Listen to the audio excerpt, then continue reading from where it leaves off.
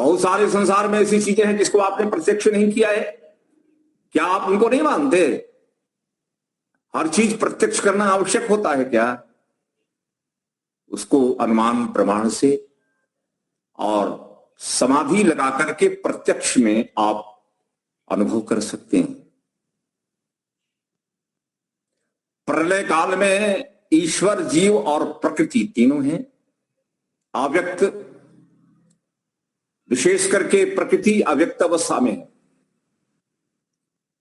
कार्य जगत कारण की अवस्था में है। ध्यान दीजिए, तो कारण की अवस्था में जो कार्य के धर्म व्यक्त होने चाहिए वो नहीं हो रहे हैं, लेकिन कारण अवस्था में पदार्थों के जो धर्म हैं, उनकी जो प्रॉपर्टी है, उनके जो गुण हैं, वो तो वहां साथ में है ना। सत्व, रज और तम, ये तीन जो हैं ये प्रलय काल में भी हैं, आज भी हैं और आगे भी रहेंगे। लेकिन ये तीनों हैं, तब इन्हीं से ही तो संसार बनेगा।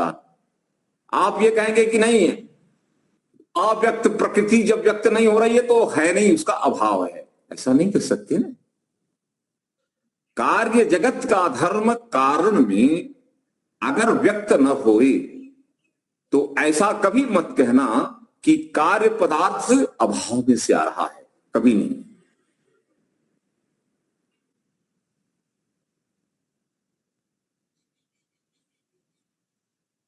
शर्मा जी का कुछ समस्या हुई है, उनको लिंक करना है। यूएस शर्मा जी को कोई विद्यार्थी लिंक कर दे। इसी ग्रुप में है यूएस शर्मा जी, तो आप इसी ग्रुप में चले जाइए और उनको लिंक भेज दीजिए, जिससे कि वो कक्षा में जुड़ जाएं। उनका कई बार संदेश आ गया। हाँ, तो क्या बात स्पष्ट हो गई कि बहुत गंभीरता से समझिए, अव्यक्त प्रकृति में क्या है? हाँ, व्यक्त जगत वर्तमान है, लेकिन किस अवस्था में? कारण अवस्था में है। तो सत्व के गुण, रज के गुण और तम के गुण तो हैं।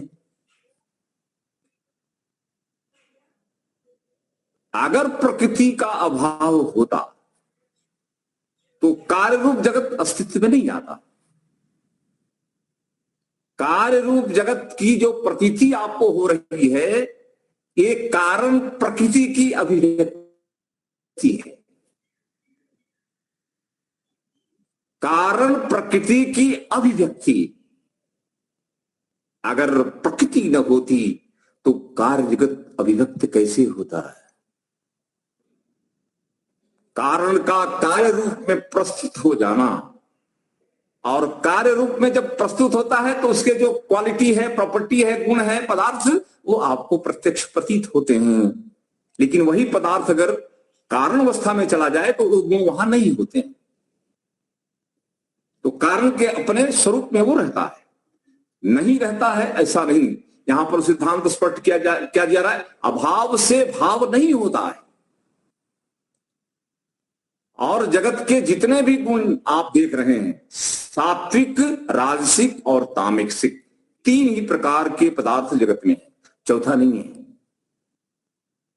या तो संसार में सात्विक है, सत्व प्रधान, राजसिक रजोगुण प्रधान, तामसिक तमोगुण प्रधान। तीनों प्रकार के पदार्थ जगत में है, चौथा प्रकार नहीं है। क्यों? क्योंकि कारण भी तीन है और कार्य में भी, कार्य जगत में भी तीन प्रकार के गुण वाले हैं प्रधान रूप से। तो अगर ये सत्व रस तम कारण रूप में न होते तो कार्य रूप में सात्विक, राजसिक और तामसिक पदार्थ भाव में कैसे आते हैं जी? लोग बोलते हैं इस्लाम में क्या प्रिंसिपल है? अरे ईश्वर सर्वशक्तिमान है, वो तो ऐसे कुन कह दिया और संसार पैदा हो गया। कुन इस्लाम। क्रिश्चियनिटी में क्या है जी? वहां तो अलग ही माया है, बिना सर पैर की बातें। अभाव में से भाव उत्पन्न हो सकता है। ईश्वर जादूगर है, भगवान जादूगर है। ईश्वर तो सर्वशक्तिमान है, कुछ भी चमत्कार कर सकते हैं। क्या कारण प्रकृति से कार्य जगत जो ईश्वर ने बनाया, क्या ये कम चमत्कारिक है? क्या अभाव में से भाव को उत्पन्न करना चमत्कार नहीं, वो तो मात्र कल्पना है। और भाव रूप प्रकृति में से भाव रूप जगत को अपने सामने प्रस्तुत करके अपने जीवन को सुरक्षित करना और एक एक अवयव घटकों का निरीक्षण परीक्षण प्रत्यक्ष कीजिए, आपको लगेगा क्या कितना बड़ा चमत्कार है। चमत्कार यह नहीं होता है कि अभाव में से भाव कर दिया, चमत्कार यह होता है कि भाव रूप प्रकृति में से भाव रूप महान विराट ब्रह्मांड की रचना कर दी। क्या रचनाएं कम चमत्कारिक हैं? क्या है? आपकी आंखें हैं, आप आंखों की बनावट तो देखिए, इसका कार्य देखिए। ये प्रकृति ही का तो एक अवस्था है ना, ये कार्य पदार्थ प्रकृति के कार्य अवस्था है, और इस स्वरूप में लाना किसका काम है? लाने वाला कितना जादूगरी कर रहा है? ये तो जादूगरी नहीं है। 9 महीने तो मां के गर्भ में, 10 महीने लगता है इस शरीर को बनाने में, 10 महीने तो परमात्मा को भी लगते हैं। कुन कह दिया और संतान पैदा हो गई, ऐसा तो नहीं है। तो यहां पर यह बात कही जा रही है कि आप कभी भी कार्य जगत को देखकर कार्य जगत को ही सत्य मानना, और ये जिस कारण से आया है उस कारण को न मानना और अभाव मानना, ये मानना क्या हो गया? ये अप्रामाणिक है, असंभव है। बिना कारण के कार्य पदार्थ को मानने वाला व्यक्ति बुद्धिहीन है। कारण कार्य की परंपरा को समझ करके बुद्धि से समझना होता है। कारण कार्य परंपरा तो लॉजिक सिस्टम है, तर्क प्रणाली से समझो।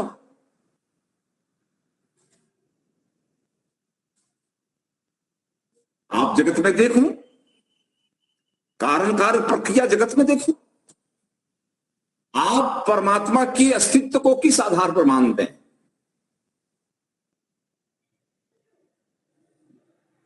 तर्क प्रणाली है ना, प्रामाणिक तर्क प्रणाली अनुमान प्रमाण है। प्रत्यक्ष जगत को देख करके, प्रत्यक्ष जगत आपके समक्ष उपस्थित है, उपस्थित जगत के आधार पर उपस्थित ईश्वर जो अव्यक्त है उसके अस्तित्व को स्वीकारना,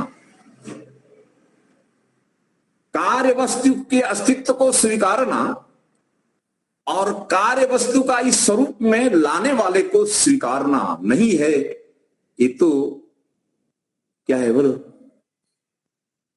ये खाली हो गया है, मस्तिष्क बुद्धि काम नहीं कर रही है।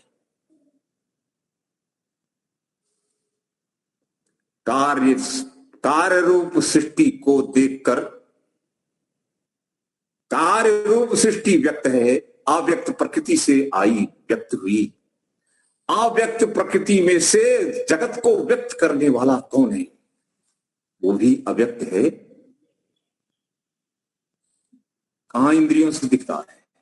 आप तो बोले कि हम तो प्रकृति को नहीं देंगे, हम तो जिसको आंख से देखेंगे उसी को मानेंगे, हम तो जिसको यंत्र से देखेंगे उसी को मानेंगे, हम जिसको थोड़ा समझ में बुद्धि से आएगा उसको मानेंगे।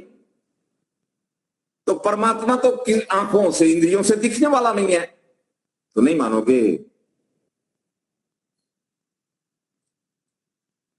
परमात्मा किसी वैज्ञानिक द्वारा बनाए हुए इंस्ट्रूमेंट से तो नहीं दिखने वाला है, नहीं मानोगे। अब अगला क्रम आता है, अगर बुद्धि गम्य है, बुद्धि में उतरता है तो मान लेंगे, तो इसको मानो ना। परमात्मा न तो ज्ञानेंद्रियों से पकड़ में आता है, पकड़ में आने वाला, और न तो किसी यंत्र से तंत्र से पकड़ में आने वाला है, लेकिन अंतःकरण बुद्धि से, ज्ञान से आप उसको प्रत्यक्ष कर लेंगे। कोई आवश्यक नहीं है कि हर चीज ज्ञानेंद्रियों से ही मिले या यंत्र से ही मिले। छोटा सा दृष्टांत, बात समझ में आ जाएगी। घटनाएं देखें और घटनाओं के पीछे अव्यक्त कारण को समझें, वैज्ञानिक हो जाएंगे। व्यक्त को देखकर अव्यक्त को समझने वाला वैज्ञानिक है, बुद्धिमान है। भौतिकवादी क्या होता है? वो प्रत्यक्षवादी होता है। जितना इंद्रियों से देखता उतना नहीं मानता है। किसने देखा है भगवान को? हमने नहीं देखा, हम नहीं मानेंगे, ऐसा मानते हैं। अच्छा, अभी हम आपको बताते हैं कि जो नहीं दिखती है ना, वो भी आप मानते हैं। पांचों इंद्रियों से जो पकड़ में नहीं आता उसको भी मानते हैं। यंत्र तंत्र से पकड़ में आता है, आंखों से नहीं। आंखों से नहीं दिखा तो फिर टेलीस्कोप लगा दिया, माइक्रोस्कोप लगा दिया। तो टेलीस्कोप माइक्रोस्कोप हटा लो तो दिखने वाली चीज अव्यक्त हो गई कि नहीं? जो आंखों से नहीं दिखती, बहुत छोटी हो गई तो आंखों से पकड़ में नहीं आती, और बहुत बड़ी हो गई तो भी आंखों से पकड़ में नहीं आती। तो बहुत सी छोटी को देखने के लिए माइक्रोस्कोप, और बड़ी दूर हो और बोलो उसको देखने के लिए टेलीस्कोप चाहिए, स्कोप चाहिए। तो ज्ञानेंद्रियों से नहीं दिख रहा है तो यंत्र से दिखा कि नहीं? तो आपने क्यों कहा कि आंखों से नहीं दिखा इसलिए हम नहीं मानेंगे? देखो, यंत्र के सहयोग से आपको छोटी छोटी चीजें भी माइक्रोस्कोप से मिलती हैं, जो अव्यक्त होती हैं वो भी मिलती हैं। दूर की चीजें जो दिखती नहीं वो भी टेलीस्कोप से दिखती हैं। तो इंद्रियों का सामर्थ्य कम होने से हमने क्या किया बोला? दूसरे यंत्र के प्रयोग से इनकी शक्ति को बढ़ा दिया। ऐसे ही ईश्वर नहीं दिख रहा है, कोई बात नहीं है। आपका मन क्या है? स्कोप है।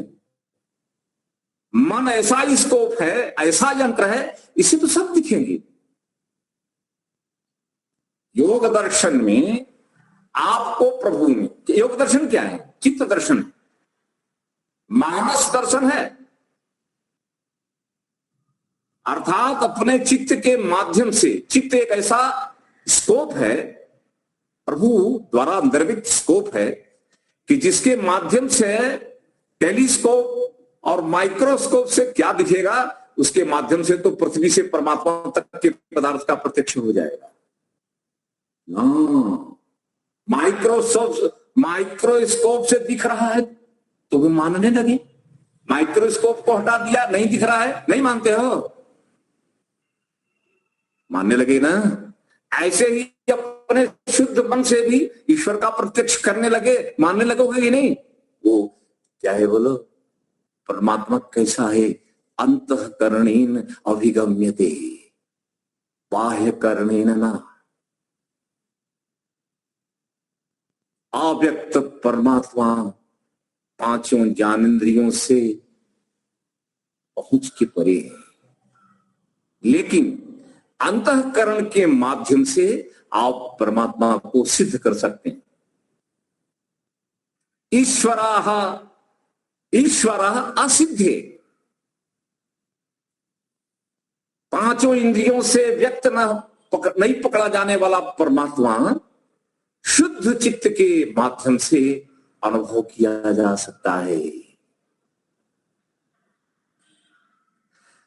चित्त जैसा स्कोप संसार में न किसी ने बनाया न बना सकेगा, और इसी चित्त को नियंत्रण में लेते हुए निरुद्ध अवस्था में पहुंचा करके पृथ्वी से परमात्मा तक के पदार्थों को जो अव्यक्त हैं उनको भी व्यक्त रूप में प्रकट अपने अनुभूति में ला दिया कि नहीं ला दिया? नहीं, जो आंखों से दिखेगा उसको मानेंगे। तो परमात्मा शुद्ध चित्त से मिलेगा। मिलेगी तो वो भी ना, नहीं हम तो नहीं मानेंगे। कैसे नहीं मानेंगे?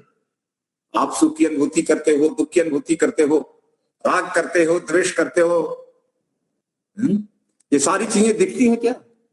बोले दुख की अनुभूति करते हैं, जरा उसको फोटो दिखाओ तो, बड़ा फोटो वोटो तो नहीं होता, अनुभव हो रहा है बस, ऐसे ईश्वर में होता है। बोले सुख की अनुभूति कर रहे हैं, जरा सुख का फोटो दिखाओ तो, बोले वो तो असंभव है ना। ये सारी चीजें विशेष करके, ये तो सुख दुख की अनुभूति का प्रश्न है। भूख प्यास, रोग की पीड़ा, ये सारी चीजें जो आपको अंदर फील होती हैं, रियलाइज होती हैं, क्या इनका आप पर्सनिफिकेशन कर सकते हैं? लेकिन फिर भी है ना, अनुभव करते भी नहीं करते, करते। हाँ, इंद्रियों से पकड़ में आए तो मानेंगे, नहीं तो ईश्वर को नहीं मानेंगे।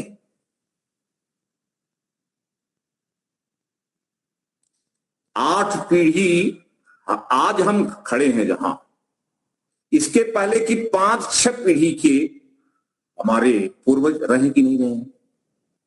बोले हमने आंखों से कहां देखा है। अरे बोले आंखों से नहीं दिखा तो बुद्धि से देखो ना। 8वीं पीढ़ी को आप नहीं मानोगे, क्योंकि आपने देखा नहीं, अव्यक्ता हमारे, हमने देखा ही नहीं।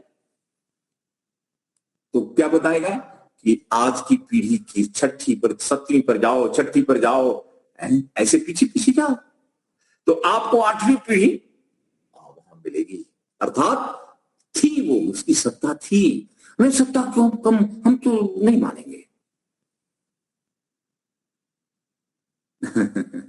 जन्म लेते ही मां मर गई, मान लो जन्म लेते ही मां चली गई।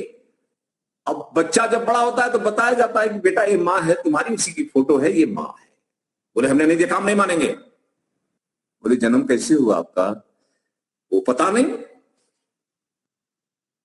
इस प्रकार की आधारहीन, तर्क विसंगत, बुद्धिहीन बात करने वाले व्यक्ति को आप बुद्धिमान मानोगे? नहीं, हम तो बिना मां के आ गए, मां के अभाव था और हम संसार में आ गए। असंभव है ना। माता पिता के बिना संतान का भाव होगा, संतान की उत्पत्ति असंभव है ना। नहीं नहीं नहीं, हम तो जन्मे तो हमारे माँ बाप दोनों चले गए थे, हम माँ बाप नहीं मानते, तो कहां से आ गए? अभाव से आएगा, पर आसमान से टपक पड़े। बुद्धि चलानी होगी। तो मैं बात क्या कह रहा था, एक छोटा सा दृष्टांत लेते हैं। एक पुरानी घटना ही देख लो, वैज्ञानिक घटना है। न्यूटन सेब के वृक्ष के नीचे बैठा है, न्यूटन, और ऊपर से सेब गिर गई। घटना, इसको क्या बोलते हैं? घटना। अब सेब ऊपर से नीचे गिरी, इसको तो आंखों से देखा कि ऊपर से नीचे गिर रही है, सेब को देखा नीचे गिरते हुए, गति देखी, क्रिया देखी, इंद्रियों से देखा। इसके बाद तुरंत उसके मस्तिष्क में बुद्धि का काम शुरू कर दिया, बुद्धि से तर्क शुरू, नीचे क्यों आ गई, ऊपर क्यों नहीं चली गई, ऊपर क्यों नहीं गई, नीचे ही क्यों आई? बस इसी एक प्रश्न ने न्यूटन को महान बनाया। जो दिखता है उसको मानने वाला सामान्य होता है, प्रत्यक्षदर्शी सामान्य, अर्थात 5 इंद्रियों से जो दर्शन करता है, और 5 इंद्रियों से परे जो घटनाओं के पीछे के नियम व्यवस्था आदि का दर्शन बुद्धि से करता है, वो विशिष्ट वैज्ञानिक है। योगी वैज्ञानिक क्यों है? तर्क आता है ना, ये जगत इतना सुंदर चल रहा है, नियमबद्ध है, प्रबंधबद्ध है, व्यवस्थाबद्ध है। इतने सुंदर नियम से, प्रबंध से, व्यवस्था से चलने वाला संसार अपने आप कैसे चलेगा?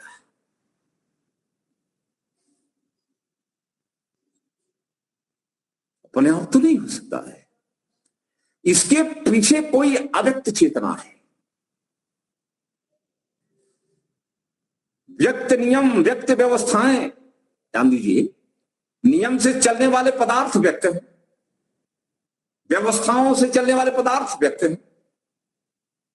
प्रबंध व्यस्त है, बिल्कुल बुद्धिपूर्वक दिखता है।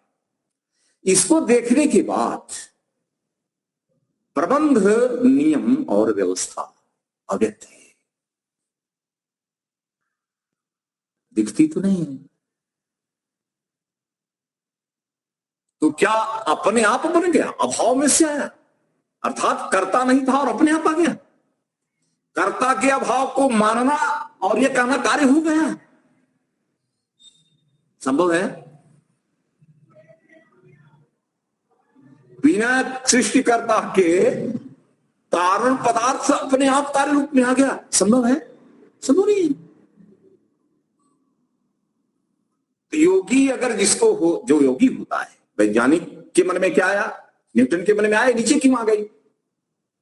और जिसको योगी बनना है, योग का विद्यार्थी, उसके मन में क्या आया? ये संसार अपने आप से हो गया। चांद का घूमना, पृथ्वी का घूमना, सूर्य का अपनी धुरी पर घूमना, आकाश गंगाओं का आपस में एक दूसरे के साथ ये रिलेटिव मोशन दिखा, ये क्या है? किसने किया? सेव नीचे लाने वाला कौन है? सेव को नीचे लाने वाली शक्ति अव्यक्त है। नीचे आ रही सेव तो हमको दिखती है, लेकिन जो इसको खींचकर नीचे ले आने वाली शक्ति है वो तो अव्यक्त है। क्या उस शक्ति को नहीं मानोगे? क्यों? अव्यक्त है, अभाव नहीं है, अभाव नहीं है। सेव नीचे आ रहा है तो अपने आप नहीं आ रहा है, उसको कोई शक्ति नीचे ला रही है। बोले वो शक्ति दिखती है? नहीं दिखती है। तो अभाव कहोगे या अव्यक्त कहोगे?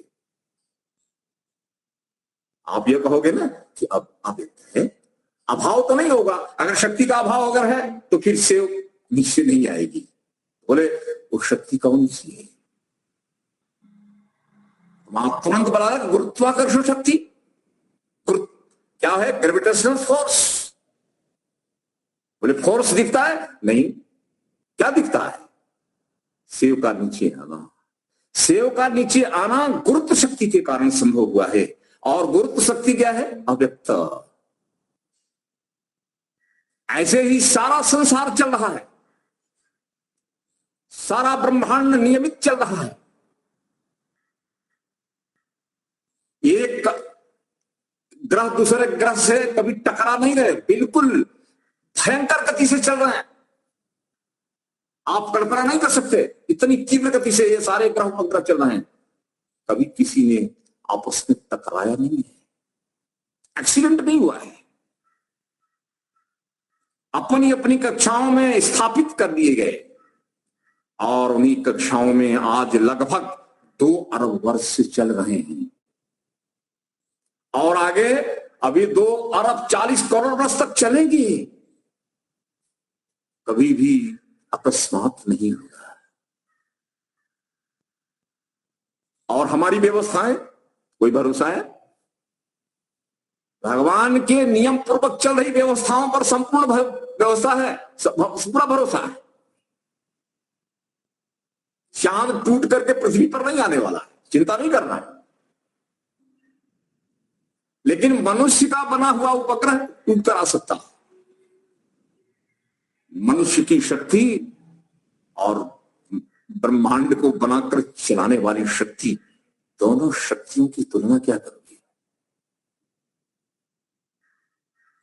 तो क्या बात समझ में आ गई कि एक व्यक्ति जो बुद्धि का प्रयोग नहीं करता, न वो भौतिक वैज्ञानिक बनेगा, न तो वो योग वैज्ञानिक बनेगा। योगी बनना है तो सर्वाधिक बुद्धि का प्रयोग। ये मंजीरा बजाने से काम नहीं चलने वाला है, ढोल मंजीरा से काम नहीं चलेगा, बुद्धि लगानी पड़ेगी। हमारे यहां तो सबको ढोल मंजीरा बजाते हुए कर दिया, परिणाम उसी में बस मगन रहना है। आंतरिक खोज, वैज्ञानिक उस शक्ति की खोज कर रहा है, वैज्ञानिक उन नियमों की खोज कर रहा है जो घटनाओं के पीछे कारण बनती हैं। कार्य व्यक्त कार्य के पीछे अव्यक्त कारण की खोज करने वाला वैज्ञानिक होता है। व्यक्त जगत के आधार पर है जी, व्यक्त जगत को माध्यम बनाते हुए अव्यक्त सृष्टिकर्ता के अस्तित्व को समझना है, और समझना ही नहीं है, उसको प्राप्त करना है। उसके अस्तित्व को तो स्वीकार करो, संशय मत करो। एक अणु के अंदर या ब्रह्मांड के अंदर, अणु के अंदर भी जो काम कर रहा है, याद रखो, एक छोटे से परमाणु के अंदर जो नियम काम कर रहा है वही काम सौरमंडल में, वही विज्ञान है। जैसे एक अणु में वैसे इस ब्रह्मांड में नियम वही है, छोटी हो या बड़ी हो। छोटी में भी वही नियम, बड़े में भी वही नियम। नियम से काम कर रही तो नियम गढ़ा किसे? नियम बना करके नियामक बना कौन? और नियामक बनकर के डायरेक्शन देने वाला कौन? और इनको बांध कर कक्षाओं में रखने वाला कौन? प्रबंधक कौन है? ऐसा सोचो, तब अव्यक्त अस्तित्व रखने वाला उस चैतन्य के अस्तित्व के प्रति आप आश्वस्त होंगे। परमात्मा के अस्तित्व को बुद्धिपूर्वक जो स्वीकारता नहीं, मजीरा बजाने से कुछ होने वाला नहीं है। कोई प्रेयर कर रहा है जी, कोई तोबा तोबा करे, कोई मंदिर में जाके घंटा बजाए, कोई कहीं कहीं, कोई क्या है ये? वैज्ञानिक की तुलना में, ध्यान देना, मटेरियल साइंस को लेकर के जो वैज्ञानिक बनते हैं उसकी तुलना में आध्यात्मिक वैज्ञानिक योगी हमारा लाखों गुना ज्यादा बुद्धिमान है, प्रबुद्ध है। परमात्मा के अस्तित्व को बुद्धि में स्थापित कीजिए। बोले भगवान मिलेंगे कैसे? बोले भगवान के अस्तित्व को मानो तो। ये सूत्र ऐसे नहीं बन गए। अभाव से भाव नहीं होता तो फिर कितना सोचना पड़ेगा आपको? क्या मात्र यहीं तक सीमा रखनी है? नहीं, हर जगह। एक छोटा सा एटम है, आप ध्यान दो, परमाणु। अब परमाणु के केंद्र में नाभि है, नाभि है जिसको न्यूक्लियस कहते हैं, और चारों तरफ कक्षाएं हैं जिसमें इलेक्ट्रॉन परिक्रमण कर रहे हैं, परिभ्रमण घूम रहे हैं। तो नाभि के आसपास कौन घूम रहा है? कक्षाओं में इलेक्ट्रॉन, बिल्कुल एटम। अब जरा सा सूर्य पर ले जाओ तो सूर्य का सौरमंडल, सूर्य क्या हो गया? नाभि, नाभि है, वो स्थिर है।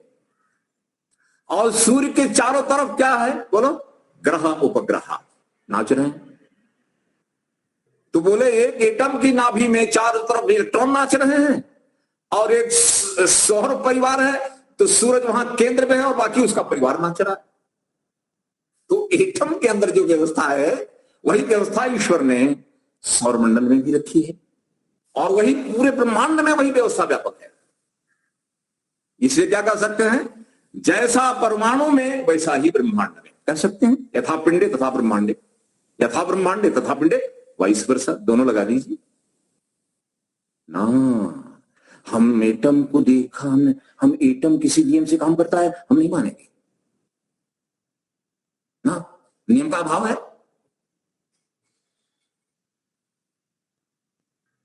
एटम को मानेंगे, अरे एटम को भी कहां देखा है? मतलब ज्ञानेंद्रियों से तो प्रकट नहीं होता है, प्रत्यक्ष नहीं होता है। वैज्ञानिकों ने कहा है इलेक्ट्रॉन है, देखा है, न्यूक्लियस में प्रोटॉन देखा है, लेकिन बोला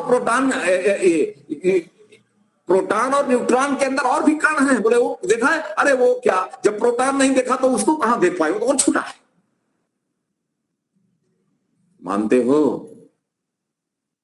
हाँ, वैज्ञानिक कहते हैं तो मानना पड़ता है।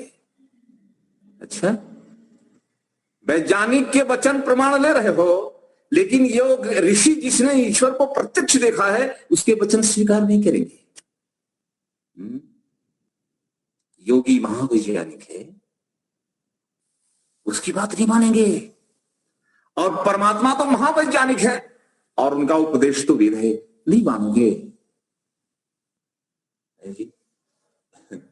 आप प्रयोग करके देख लो ना, परमात्मा में वेद में जो शिक्षा दी है वही का वही संसार में। थियरी पार्ट वेद है और प्रैक्टिकल पार्ट जो है वो संसार है। थियरी और प्रैक्टिकल में आप समन्वय कीजिए, सामंजस्य कीजिए। आपको ईश्वर की दी हुई उपदेश और ईश्वर का बनाया संसार, दोनों में सामंजस्य और समन्वय। आप बुद्धि लगाए तो समझ में आए सामंजस्य है ना। हमको तो क्या है, सब ठीक है, अपना आप चलता है, कुछ नहीं सोचना होगा। क्या सोचने से फायदा है? क्या बुद्धि खराब करने की, माथा कूट करने की क्या जरूरत है? बोले माथा कूट करनी पड़ेगी, बुद्धि बनानी पड़ेगी, घिसना पड़ता है। आप जितना बुद्धि लगाएंगे उतना चमक आत्मा में, बुद्धि में, मन में आएगी। लगाओ ना। मेरे प्रभु मेरे अंदर बाहर सर्वत्र व्यापक हैं। प्रभु ने स्वयं उपदेश कर दिया कि मैं कौन हूं, मैं कहां हूं ना। आंखों से दिखते नहीं, इसलिए हमने आपको क्या दे दिया? बोलो, प्रतिमा बना दी। आप मुझे आंखों से नहीं मिलते तो मैं आपको आंख से मिलने वाला बना दूंगा। आपको आपको हमने प्रतिभावंत कर दिया। क्या बात करते हो? हैं? आत्मा दिखती नहीं तो आत्मा की भी प्रतिमा बना दो। परमात्मा दिखते नहीं तो परमात्मा की प्रतिमा बना दो, क्योंकि हम आंख से देखना चाहते हैं। दुनिया में एक सामान्य दृष्टांत मैं देता हूं। सूरज से निकलने वाला ये आप देखते हैं ना, किरणें आती हैं, वहां से रेडिएशन हो रहा है।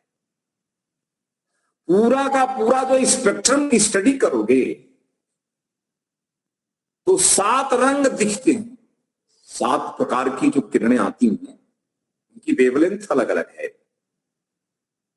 फ्रीक्वेंसी अलग है, वेवलेंथ अलग अलग है, उनकी गति भी अलग है, मतलब उस रिलेटिव टर्म में। तो आप कहें दिखने वाला तो इतना ही है, 7 रंग वाला। बोले ना दिखने वाला कितना है? बोले ना दिखने वाला देते, बोले समुद्र जैसा है।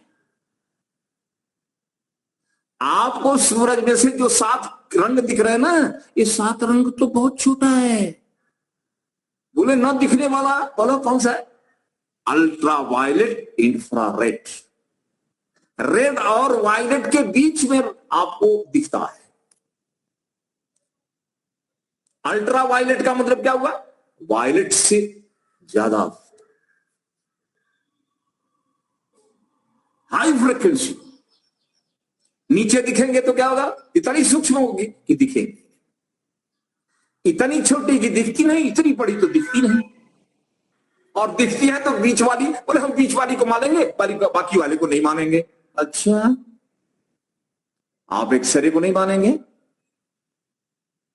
फोटोवेव्स को नहीं मानेंगे, बीटा गामा रेस को नहीं मानेंगे। ये सारी रेस सूर्य से आ रही हैं। जो दिखती है उसको मानेंगे, जो नहीं दिखती उसको नहीं मानेंगे। ऐसा होता है क्या? जो नहीं दिखती वो ज्यादा पावरफुल हैं। अल्ट्रा वायलेट रेस अगर धरती पर आ जाएं तो इस संसार में हम जी नहीं सकते, जबकि वो दिखती नहीं है। जो दिखती नहीं है, अव्यक्त है, वो पावरफुल है। इसलिए परमात्मा ने क्या किया?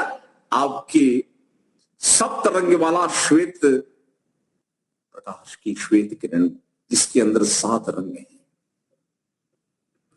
और बाकी वाला जितना भी रेस हैं, ध्यान दीजिए, वो सब अव्यक्त हैं लेकिन हैं। वो लोग कैसे रियलाइज करोगे? बोले जरा सा वहां देख लो जहां पर ओजोन की लेयर फट गई। जहां ओजोन की लेयर फट गई वहां से अल्ट्रावायलेट अंदर पृथ्वी पर आ रही है, और उतने पार्ट में जितने प्राणी रह रहे हैं सारे प्राणी रोगी। कैंसर हो रहा है, आंखों का कैंसर, स्किन का कैंसर, पूरा कैंसर। औलाद बदल जा रही है, बिल्कुल क्रोमोसोम बदल रहे हैं, शुक्राणु का स्ट्रक्चर बदल रहा है, बदल जाएगा। बोले कौन प्रभाव डाल रहा है? क्या श्वेत रंग? नहीं, अल्ट्रावायलेट। दिखती नहीं है, बड़ा प्रभाव, बड़ा तेज है। तो परमात्मा ने क्या कहा कि अल्ट्रावायलेट अंदर घुस न जाए, इसलिए ओजोन लेयर पृथ्वी की चारों तरफ लगाती। लगाएगी नहीं लगाएगी? बोले ओजोन लेयर किसने देखा है? किसने देखा है? बोले अब क्या होता है, अब इनको तो हर चीज दिखाओ आंख से तो मानते, भगवान को भी आंख से दिखने वाला बना दिया। न दिखने वाले के अस्तित्व को स्वीकारने के लिए बुद्धि का प्रयोग करना है, बुद्धि परीक्षा है। न दिखने वाली चीज को आप दिखने वाली कैसे बना दोगे? भले अल्ट्रावायलेट को हम विजुअल स्पेक्ट्रम में ला देंगे, कैसे ला दोगे? कैसे ला दोगे? जो चीजें अलग अलग बनी हुई हैं उनका अलग अलग पर्पस है। अब उस उद्देश्य को ना देख करके बस सबको सब प्रत्यक्षवादी हो गए। मैंने प्रत्यक्ष दिखा है तो मान। भौतिकवादी प्रत्यक्षवादी होता है, खाओ पियो मजाक करो, ईश्वर कहाँ है, कौन है, किसने देखा है? कहीं कुछ नहीं है, ये सब बकवास है, लोगों ने खड़ा किया हुआ है, कुछ नहीं है, कल्पना है। ईश्वर एक कल्पना है। यहां ऋषि बता रहे हैं, यहां स्पष्ट कर रहे हैं, अभाव से भाव नहीं होता है। अभाव अपने, कोई वस्तु अगर आपको व्यक्त नहीं हो रही है तो आप उसको अभाव नहीं कहेंगे, क्या कहेंगे? हाँ वो है, लेकिन हम उसका प्रत्यक्ष इंद्रियों से नहीं कर पा रहे हैं, लेकिन उसका अभाव नहीं है। अभाव से भाव नहीं होता। भाव रूप पदार्थ से ही भाव रूप कार्य का अस्तित्व आता है, और कार्य रूप जो संसार है उसका कारण में वापस चले जाना होता है। ये तो यूनिवर्सल लॉ है, ये तो अटल नियम है। कार्य वस्तु प्रलय को प्राप्त होगी और कार्य वस्तु निर्वाण से अस्तित्व में आएगी। कारण से कार्य में आना और कार्य का फिर वापस कारण में चले जाना, ये कारण अवस्था और उधर फिर कारण। तो कारणों के बीच में क्या है बोलो? मात्र कार्य स्वरूप है। बीच में कारण है, बीच में कार्य स्वरूप है। आपका शरीर क्या है? ये कार्य रूप में व्यक्त है। पहले कहां था? हम कहां थे पहले? इस शरीर के पहले हम दूसरे शरीर में थे कि नहीं? बोले वो क्या हो गई? तो अपने कारण में चली गई। और इस शरीर का भी आगे संस्कार होगा, ये भी अपने कारण में चली जाएगी। तो दो कारण स्वरूप है और तीसरे में वही कारण वर्तमान स्वरूप में दिख रहा है। तो कारण ही इस रूप में व्यक्त हो रहा है, कारण ही व्यक्त हो रहा है कार्य रूप में। सिर्फ इस रूप में उसकी प्रॉपर्टी अलग हो गई है, क्योंकि उसके अलग अलग प्रकार के विन्यास है, अलग अलग प्रकार की संख्या व्यवस्था करके परमात्मा ने अलग अलग प्रकार के विविध विचित्र साधन बना दिए। ऐसे आप चिंतन कीजिए। आप गायत्री मंत्र का प्रयोग करते हैं, गायत्री मंत्र में ओम के बाद तुरंत भू, भू का मतलब भाव। क्या होता है भू? भू का अर्थ है सत्ता, मतलब जिस ईश्वर की उपासना आप करने जा रहे हो वो समाधि में प्राप्त होगा। बोले हमको तो पांचों इंद्रियों से नहीं प्राप्त हो रहा है, तो बोले कोई बात नहीं है, उसकी सत्ता तो है। इंद्रियों से नहीं प्राप्त हो रहा है, कोई बात नहीं, वो अतीन्द्रिय विषय है। आप जब अंदर जाओगे, समाधि में जाओगे, तो जो इंद्रियों से नहीं प्रकट हो रहा है वो आपको, आपके मन की उत्कृष्ट अवस्था जो निरुद्ध स्थिति है, उससे उसका प्रत्यक्ष हो जाएगा। भू सत्ता है, अभाव नहीं है, भाव है। भू ईश्वर का भाव है, और भाव है तो फिर क्या होगा? समाधि में अनुभव होगा। अगर परमात्मा नहीं है तो फिर किसका अनुभव करोगे? जानोगे किसको? परमात्मा का अभाव मानोगे तो फिर पाओगे किसको? ईश्वर का भाव है, वर्तमान है, मात्र हमारे मानसिक स्थिति उसकी प्रत्यक्ष करने की योग्य नहीं बनी है। अपने साधन को ठीक ठीक ट्यून करके देखो, आपका साधन ट्यून होगा तो परमात्मा का प्रत्यक्ष हो जाएगा। साधन में दोष आ गए, संस्कार में दोष आ गए और ज्ञान विज्ञान में दोष आ गए, तो ऐसी स्थिति में क्या होता है? साधन दोष हो जाने के कारण पदार्थ का प्रत्यक्ष नहीं हो रहा है। पदार्थ तो है लेकिन साधन दोष के कारण प्रत्यक्ष नहीं हो रहा है। तो वो है ही नहीं, इसलिए प्रत्यक्ष नहीं हो रहा है। भगवान को आंखों से देखेंगे। आपने बार बार, मैं कहता हूं, ये योग दर्शन एक बार पढ़ोगे, कम से कम 100 बार पढ़ो। 100 बार, 150 बार, 200 बार, 500 बार पढ़ोगे, तब जाकर के एक एक सूत्र आपके अंदर खिलेंगे। वाह क्या बात है, कितना सुंदर सूत्र ऋषियों ने बनाया। आप ऐसे नाचेंगे, गाएंगे, इतना अच्छा अर्थ निकलता है। तो गायत्री मंत्र में भू भावात्मक, भुवः जिसमें दुख नहीं है तो क्या नहीं है? अभाव किसका कर दिया? दुख का। परमात्मा में दुख का अभाव नहीं है, बाकी दुख तो है, जगत में तो है, परमात्मा में नहीं है। भगवान एक ऐसी सत्ता है, ऐसी अव्यक्त सत्ता है जिसके अंदर दुख नहीं। तो स्व का मतलब आनंद ही। बोले आनंद है उसमें, दुख नहीं है उसमें। ऐसी सत्तात्मक चीज है जो व्यक्त तो नहीं हो रही है इंद्रियों से, लेकिन उसके अंदर दुख नहीं है और मात्र आनंद है। कौन कह रहा है? वेद। परमात्मा उपदेश क्या कर रहे? मैं एक ऐसी अव्यक्त चेतन सत्या हूं जो सर्वकालिक सदा वर्तमान हूं और मेरे अंदर दुख नहीं, मात्र आनंद है। आओ मेरे पास आप। मेरे अंदर दुख का अभाव है और आनंद ही आनंद का भाव है। मैं आनंद भाव, मेरी सत्ता है और मेरे अंदर आनंद ही आनंद स्वरूप से है। तो आनंद स्वरूप अब भगवान है, पहले मानो। तो गायत्री मंत्र क्या कहा? भू, पहले मानो, पहले उसको क्या करना है? अच्छी प्रकार से जानो, मानो और वैसे ही आचरण व्यवहार। आप ये कहोगे कि भगवान के अस्तित्व का अभी चिंतन नहीं किया, बोध नहीं हुआ, दृढ़ीकरण नहीं हुआ और भगवान की समाधि कभी नहीं होगी।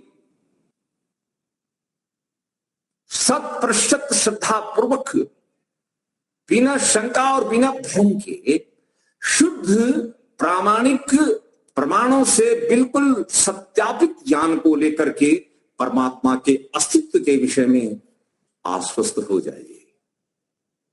नास्तिक बनने से काम नहीं होगा। जितना सुख आस्तिक को मिलता है उतना नास्तिक को कभी नहीं मिलेगा, कभी नहीं मिलेगा। भगवान आप हो, मैं हूं आप हो, हम दोनों भू हैं, हम दोनों हैं और हम दोनों का मिलन अर्थात मैं आपके स्वरूप को पा जाऊं और आप अपने स्वरूप को मुझे प्राप्त कराने लगो।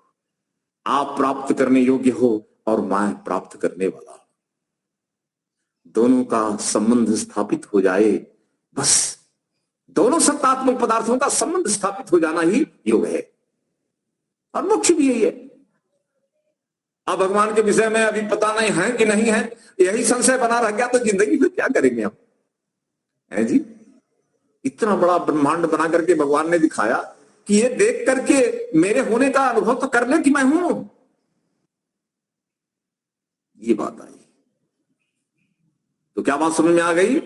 अव्यक्त गुरुत्व शक्ति भी भले आंखों से दिखती न हो, लेकिन ऊपर से गिरने वाला सेव बता रहा है कि मुझे कोई खींच रहा है। ऐसी डोर मुझे खींच रही है जो डोर आंखों से दिखती नहीं।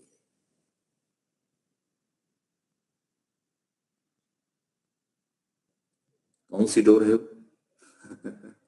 बोले गुरुत्व के डोर खींचे चली जाए रे, दिखाई न दे।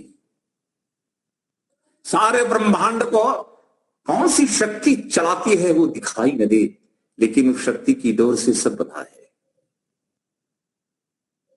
अनुस्यूत है, सबके अंदर अनुस्यूत है और सारे के सारे नियम पूर्वक सूत्रबद्ध हैं। उसी की शक्ति से सब बंधा है। 90 से 95% तो भगवत की शक्ति से संसार चले।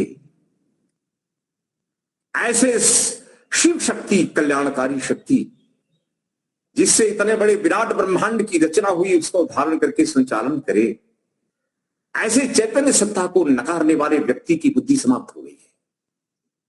ध्यान दीजिए, उसकी बुद्धि समाप्त है। और हिंदू समाज सबसे प्रबुद्ध समाज दुनिया में रहा है,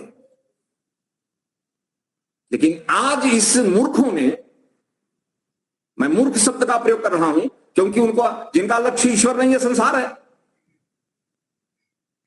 और वो सत्य बताते नहीं, जानते नहीं तो जानो ना, और जान करके अच्छी प्रकार से समझो, ध्यान दो, जानो, मानो, समझो, और फिर उपदेश करते हुए अपने और समाज के जीवन को ऊंचा बढ़ाने का प्रयास करो। ऐसे अंधेरे में बात मत करो। भगवान को एक कल्पनाओं में मत रखो। ईश्वर एक रियलिस्टिक सब्सटेंस है, वास्तविक द्रव्य है, इसकी सत्ता है, और इसको प्राप्त करके हम और संसार के सारे मनुष्य आनंद में, सुख में, शांति में जिया करेंगे। ऐसे तत्व की खोज करना, यही मानव जन्म की सार्थकता है। लेकिन नहीं करना है, बस संप्रदाय बना दिया, अपने अपने मंदिर बना दिए, अपने अपने गुरु कर लिए, और छोटे छोटे टुकड़ों में संसार को बांट दिया। ये विघटनकारी तत्व है। धर्म संगठन उत्पन्न करता है, धर्म सामंजस्य उत्पन्न करता है, धर्म सारे संसार के कल्याण के लिए काम करता है। धर्म में विघटन नहीं है, धर्म एक संगठन है। धर्म सबको जोड़ने की बात करता है, और बोलो, और बाकी जो ईश्वर को नहीं जानते मानते, वो संसार को तोड़ने का महापाप करते हैं। ये तोड़ने वाले लोग हैं जो मत पथ संप्रदाय, ये बहुत ही घातक है समाज के लिए। इनको धर्म से ही तो सुरक्षा होगी। ये तो तोड़ रहे हैं ना, समाज को कमजोर कर रहे हैं, लड़ा रहे हैं आपस में। और जबकि यहां स्पष्ट किया कि जिस तत्व को आप बुद्धि से खोजोगे, ऐसे बुद्धि से उस तत्व को खोजने की आदत बनानी, दूसरों की भी बनानी। बैठे ध्यान करने में चिंतन ही तो करना है, और क्या करना। यही चिंतन मैं आपको 1 घंटे लगभग, मान लो 40-45 मिनट से सुना रहा हूं, 50 मिनट से, यही तो ध्यान है। और क्या है ध्यान? कोई और चीज होती है क्या? आपको जो मैं सुना रहा हूं उसको आप ध्यान से सुन रहे हैं, आपका ध्यान चल रहा है। बोले नहीं, ध्यान कुछ और चीज होती है। ऐसा नहीं है। आपके समक्ष में ध्येय पदार्थ के विषय में वाणी से बता रहा हूं, और आप ऐसी भावना बनाते जा रहे हैं, बस मेडिटेशन चल रहा है। और आंखें बंद करके जब अकेले बैठेंगे, वो भी होगा, यही तो होगा, और क्या होगा। कोई सुना के कराए, और कोई अपने आप अंदर से मानसिक रूप से करे, क्रिया करो। तो बात स्पष्ट हो गई। हाँ, अब जैसे एक और बात स्पष्ट कर देता हूं, इसी बात को लेकर के स्पष्टता और हो जाए। आपकी इस शरीर में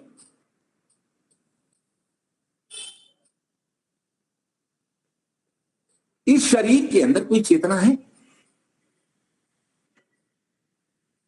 कि पंचमहाभूत का बना हुआ ये संघात है, बस यही जीवन है, बस यही बॉडी, बस कोई चेतन नहीं होता है। बोले ब्रेन करता है, ब्रेन। कुछ लोग क्या बोलते हैं? ब्रेन करता है। 5 महाभूत का बना हुआ ब्रेन है, और ब्रेन ही कैसे करता है, कोई इसके अंदर चेतन नहीं होता है। चेतन है फिर भी अभाव मानना। बोले किसने देखा है?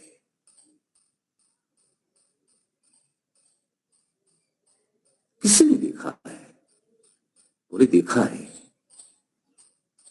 आपकी आंखें फूट गई तो क्या सबकी फूट गई क्या? आपको बुद्धि लगाना नहीं आता तो दुनिया को मूर्ख कहोगे? है जी, आपके शरीर के अंदर एक चेतना है। जैसे ब्रह्मांड में ब्रह्म चेतना है, ऐसे पिंड के अंदर ब्रह्म भी है और जीव भी है। बोले वो कैसे, मतलब समझ में नहीं आया। बोलो ये प्रकृति से बना हुआ शरीर, क्या इसमें चेतना है? बोले बिल्कुल है। जो लोग समझते नहीं वो क्या बोलते हैं, शरीर के अंदर चेतना है, पंचमहाभूत से जुड़ी हुई चेतना चालू। पंचमहाभूत जुड़ गए, चेतना चालू। पंचमहाभूत का संगठन टूट गया, चेतना का है। चेतना कुछ नहीं होती, कुछ नहीं होती। मन सब कुछ कर रहा है, मन चेतन है। और मन भी जीवन समाप्त हो जाने के बाद नहीं रहेगा। जीवन शुरू हुआ तो शुरू हुआ, और मन, बोलो, शरीर जीवन समाप्त होते ही मन गायब, सब खत्म, कुछ नहीं। फर्स्ट क्लास होता है। क्या ये बकवास बना रखा है? न पहले था न बाद में होगा। बस लाइफ और डेथ के बीच की स्थिति का नाम चेतना है। बात इतना ही है।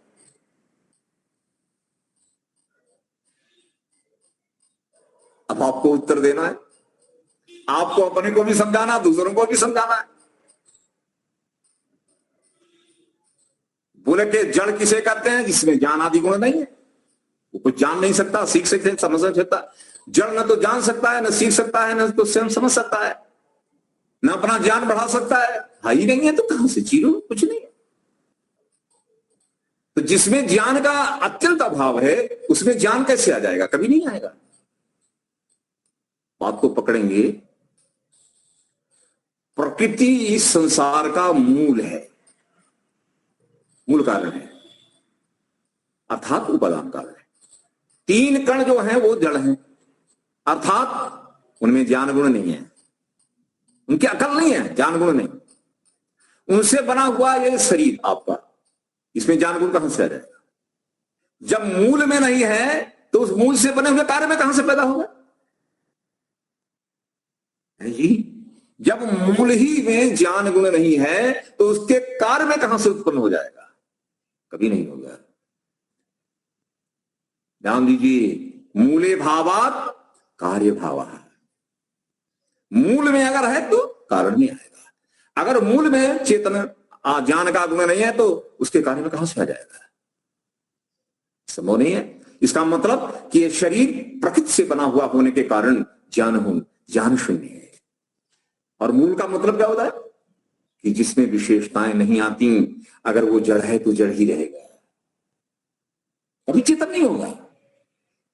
परमात्मा चेतन है तो जड़ नहीं होंगे, चेतन ही रहेंगे। आत्मा जड़ नहीं चेतन है तो चेतन ही रहेगा। और प्रकृति जड़ है तो जड़ ही रहेगी, चेतन कभी नहीं बनेगी। ये बेसिक चीज है। तो आपके शरीर में क्या हो गया बोलो? एक अनुभव करने वाला है, एक सीखता है, एक ज्ञान ग्रहण करता है, नॉलेज बढ़ाता है, और बड़े बड़े विमान, बड़े बड़े किले, बड़े बड़े पुल का निर्माण करता है। कौन है ये? ज्ञान गुण ग्रहण करने वाला कौन है? अगर उसके अंदर ज्ञान गुण न होता तो ज्ञान ग्रहण कहां से करेगा? ज्ञान गुण का नितांत अभाव वाला पदार्थ अगर इस शरीर के अंदर न होता तो मैं आपको पढ़ा रहा हूं, कौन सीख रहा है? मैं सिखाने वाला कौन और आप सीखने वाले कौन? शरीर है, मन है? बिल्कुल नहीं, सब जड़ है। ये कौन सीख रहा है? बोले कुछ नहीं, सब बेकार की बात है। मन सीख रहा है, ब्रेन सीख रहा है। अच्छा, ब्रेन क्या है? ब्रेन है क्या? बोलक है, यही है, पंचमहाभूत का बना हुआ। और इसके अंदर जो सूक्ष्म शरीर है आप जानते हैं, वो सब प्रकृति की बनी हुई है। प्रकृति से बने हुए सारे पदार्थ जड़ है, उनमें ज्ञान गुण है ही नहीं, शून्य है। जब उनके अंदर ज्ञान गुण का अभाव है तो भाव कहां से होगा? ना सतो विद्यते भाव, ना अभाव विद्यते सतः। और आगे क्या कहा? ना सतो विद्यते भाव। जिसमें ज्ञान गुण का अभाव है उसमें ज्ञान गुण का भाव कभी नहीं होगा।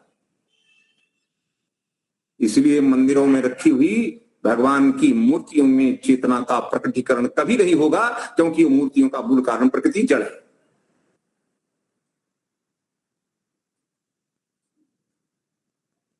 जड़ में चेतन का कहां से प्रकटीकरण संभव है? असंभव। मूल में नहीं है तो कार्य में कहां से आएगा? अब आप मान लें कि नहीं, हम तो मानेंगे तो आ जाएगा, तो मानते रहो। ये मान्यता प्रमाणहीन मान्यता है, तर्कहीन मानता है, सुसंगत नहीं है, तर्क सिद्ध नहीं है, विज्ञान के भी विपरीत है। विज्ञान वाले भी कहते हैं कि संसार में क्या जड़ता का नियम है, संसार के सारे पदार्थ नियम से चल रहे हैं, लेकिन सारे पदार्थ क्या है? जड़ है। लॉ ऑफ इनर्शिया, भौतिक शास्त्र, जड़ता का नियम। कोई वस्तु स्थिर है तो स्थिर रहेगी, चल रही तो चलती रहेगी, है जी। और दिशा, एक दिशा में जा रहे तो उसी दिशा में चलती रहेगी, until and unless external force is applied. वो एक्सटर्नल फोर्स अप्लाई कौन कर रहा है? वो एक्सटर्नल फोर्स कौन है? मैं इस समय बोल रहा हूं, मैं कौन हूं? और आप सुन रहे हैं, आप कौन है? श्रोता और वक्ता दोनों चेतन हैं, और ये सारे साधन जड़ हैं। जड़ों को धक्का कौन मार रहा है? प्रेरित कौन कर रहा है? चेतन। सारे ब्रह्मांड को धक्का देकर कौन चला रहा है? ड्राइवर कौन है? आपकी शरीर का संचालक कौन है? आत्मा है। पूरे ब्रह्मांड का चलाने वाला परमात्मा है। दोनों चेतन हैं, अपने आप कुछ नहीं होता है। तो बताइए, आप हम करेंगे, हम तो आत्मा का अभाव मानेंगे। ये शरीर ही जो है ना, ये चेतन हो जाता है। कैसे हो जाएगा? अभाव में से भाव कहां से हो जाए? जब अभाव है, चेतना का अभाव प्रकृति में है, तो उससे बने हुई शरीर में कहां से आ जाएगा? आत्मा चेतन, शरीर जड़ है, दोनों के साथ जब सहयोग होता है तो आत्मा की उपस्थिति के कारण इसके अंदर हलन चलन होती है। आत्मा निकल गया, जड़ का जड़ रह गया। शव जलाओ, समाप्त करो। नहीं नहीं, शरीर को रखो ना, ये तो चेतन है। जो निकल गया वो कौन था? जिसके होने से हो रहा था, ना होने से नहीं हो रहा है। कौन है वो? अपने स्वरूप को देखो, मेरा अस्तित्व है, मैं शरीर से अलग हूं। और इस शरीर में और शरीर के बाहर तदंतरस्य सर्वस्य, परमात्मा अंदर बाहर सर्वत्र भरे हैं। और आत्मा इस शरीर के अंदर रह करके अपनी इच्छा और प्रयत्न से अपने मन को चला रहा है, अपनी आंखों को, हाथ को, जबान को, सब कुछ चला रहा है। आप आत्मा को नहीं मानोगे जिसका भाव है, जिसमें चेतना का गुण है, जो ज्ञान ग्रहण कर सकता है, जो सीखता है। परमात्मा थोड़ी सीखते हैं, परमात्मा अंदर है। मैं आपको सुना रहा हूं, ध्यान दीजिए, मैं आपको सुना रहा हूं, भगवान भी तो सुन रहे हैं। क्या भगवान के लिए मैं सुना रहा हूं? वो तो सर्वज्ञ हैं। मैं तो आत्मा को सुना रहा हूं, ईश्वर को थोड़ी सुना रहा हूं। इस पर सीखते नहीं, आत्मा सीख रहा है। इसीलिए सीखने वाला चेतन परमात्मा से अलग है। मैं सिखाने वाला, आप सीखने वाले। गुरु शिष्य संबंध है। और भगवान भी गुरु है, वो ऋषियों को सिखाते हैं, आपको भी सिखाते हैं। परमात्मा तो 24 घंटे आपको सिखाते हैं। वो परम चेतना है, और जिसको सिखाते हैं वो अल्प चेतना है, आत्मा है। वो विभु है, आप एक अनुरक्त हैं। इस प्रकार अपने स्वरूप को, भाव को समझें। आप अभाव नहीं है, ईश्वर अभाव नहीं है, और बोलो प्रकृति का अभाव नहीं। तीनों सद्भाव स्वरूप तत्व हैं, और ये संसार भी अभाव से नहीं, भाव रूप प्रकृति से अस्तित्व में आया। और इसको इस अस्तित्व में लाने वाला भाव रूप सृष्टिकर्ता परमात्मा भी है। और जिसके लिए ये सृष्टि बनाई, भाव रूप आत्मा हम आप सब हैं। इस प्रकार अभाव से भाव नहीं होता, भाव से भाव होता है। इस तत्व को अच्छी प्रकार से जब आप समझेंगे, तब अध्यात्म का कदम प्रारंभ होता है। इसके सिवाय आध्यात्मिक बनना, योगी बनना, और ईश्वर, आत्मा और प्रकृति से बना हुआ ये संसार समझ में नहीं आएगा। इसको समझें और अच्छी प्रकार से समझें। इसलिए मैंने इन सूत्रों की पाठ पृष्ठभूमि में जितना हो सकता है आपको समझाने का प्रयास कर रहा हूं। आप समझ भी रहे होंगे, विद्यार्थी हमारे सब होशियार हैं। अब शांति पाठ के साथ इस कक्षा को यहां अब समाप्त करें। ओम द्यौः शान्तिरन्तरिक्षं शान्तिः पृथिवी शान्तिरापः शान्तिः वनस्पतयः शान्तिः।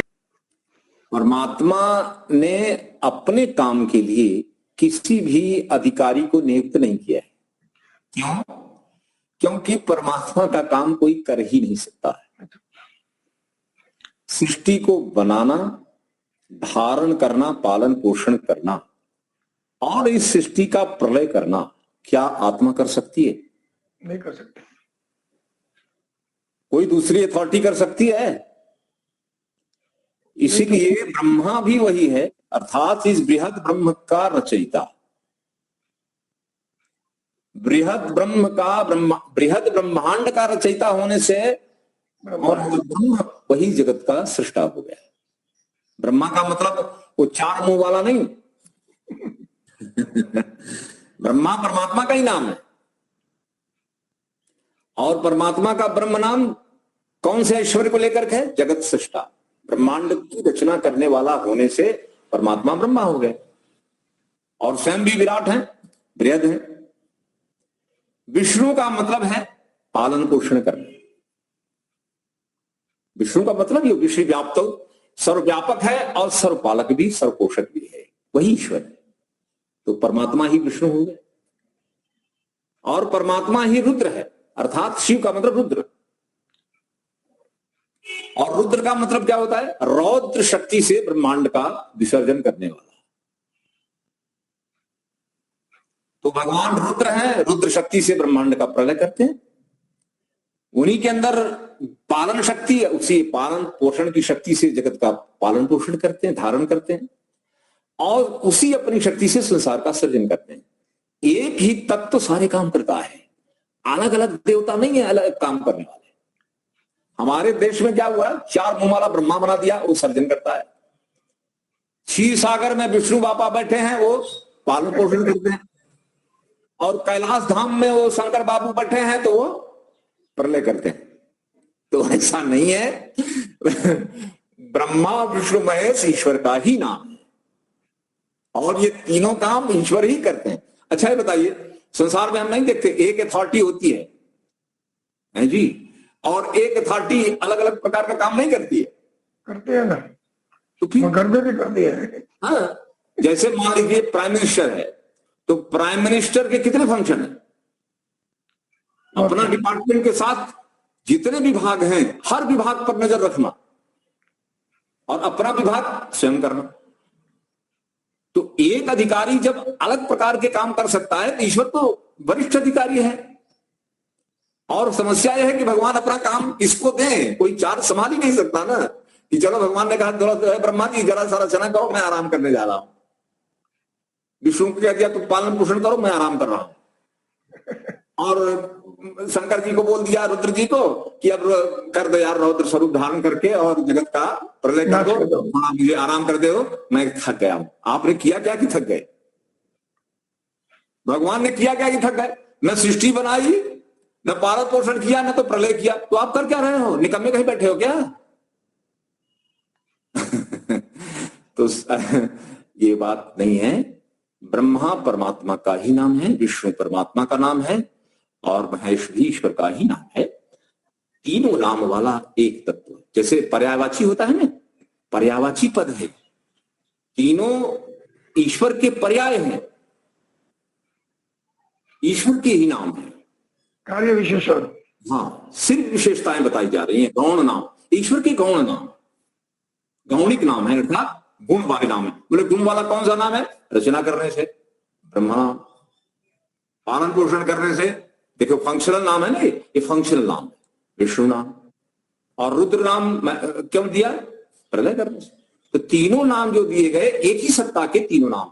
ईश्वर अलग अलग अलग देवताओं को बना बना करके उनसे काम नहीं दिया। तो ये भ्रांति समाज में फैली कि चार मुंह वाले ब्रह्मा और क्षीर सागर में आराम करने वाले विष्णु और बोलो कैलाश धाम पर धूल रमा करके साधना कर रहे वो रुद्र त्रिशूल तांडव करने वाले।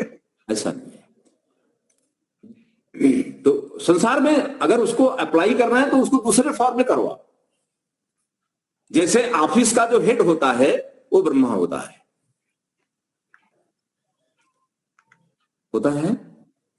रूपक।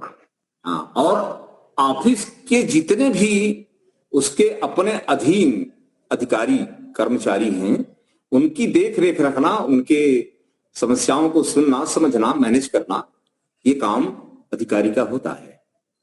और तीसरा काम, अगर कोई गलती करे तो दंड देना। तो एक अधिकारी के अंदर ब्रह्म भी है, विष्णु भी है और महेश भी है। तीनों हो गया कि नहीं? ऐसे परमात्मा में भी तीनों है। गॉड नाम का मतलब क्या होगा? G for generator, O for operator, D for destroyer. तो ये तीनों काम तो सर्वत्र अधिकारी करता ही है। गवर्न करना अर्थात शासन करना, शासन करने वाला पालन पोषण करता ही है। और पालन पोषण करने वाला क्या करता है? बोला हाँ, जब कार्य समाप्त होता है तो फिर विसर्जन कर देता है। तो सर्जन विसर्जन स्थिति हर जगह है, हर जगह ये तीनों काम है। तो बात समझ में आ गई? जी गुरु जी, समझ गए। हाँ, अच्छी प्रकार से उनको समझाना जी जी। और यही कि ब्रह्मा विष्णु महेश भगवान ही हैं और उन्हीं ने रचना की है। ब्रह्मा नाम का कोई दूसरा देवता नहीं है। जी गुरु जी। हाँ, अच्छी प्रकार से समझाना, समझ लेते हैं। जैसे एक शब्द के अनेक अर्थ होते हैं। जैसे क्या होता है? एक वस्तु के अनेक नाम होते हैं, अनेक नाम। और एक नाम वाले अनेक लोग होते हैं। जैसे राम नाम वाले कितने लोग होंगे? अपने देश में करोड़ों होंगे। तो राम नाम सबका रख देने से क्या सब एक हो गए? क्या एक नाम अनेकों का है। और आगे एक व्यक्ति अनेकों गुण धारण करने से अनेकों नाम वाला है। एक व्यक्ति अनेक नाम और बोलो अनेक व्यक्ति एक नाम, ये दोनों चीजें चलती हैं। भगवान कैसे हुए? एक व्यक्ति अनेक नाम। और संसार में क्या है? अनेक व्यक्ति एक नाम होता है ईश्वर के लिए। अब भगवान वाले नाम ही तो हम लोग रखते हैं ज्यादातर। अपने देश में हिंदू लोग तो वेद में से उठा उठा के नाम रखे हुए हैं, परंपरा से वही नाम उठा उठा के रखते हैं, सब ईश्वर के नाम। तो भगवान के नाम रखे जाते हैं। भगवान जैसे नाम तो भगवान का रखेंगे, काम नहीं करेंगे। अब यही बात है, नाम तो सबके भगवान है। देखिए आप हैं, हम हैं, सब आप एक एक व्यक्ति को लोग, सबका नाम ईश्वर का नाम, ईश्वर का ही नाम है। और नामकरण क्यों किया है? कि हमको ईश्वर जैसा बनना है। लेकिन ईश्वर को अपना बना के बनना है, नाम अच्छा रखना और काम बुरा करना वही अपने आप होता है। आंख के अंधे नाम नयन सुख, आंख के अंधे और नाम नयन सुख, बोले कैसे होगा? तो नाम तो हमारे बड़े अच्छे अच्छे हैं, लेकिन काम नाम के अनुसार नहीं होते। यही चीज, यही समस्या है। परमात्मा के सारे नाम सार्थक हैं, हमारे नाम ज्यादातर लोगों के सार्थक नहीं है। लेकिन करना चाहिए, अपने नाम को सार्थक करना चाहिए। ठीक है, फिर मिलते हैं सबको। धन्यवाद, नमस्ते।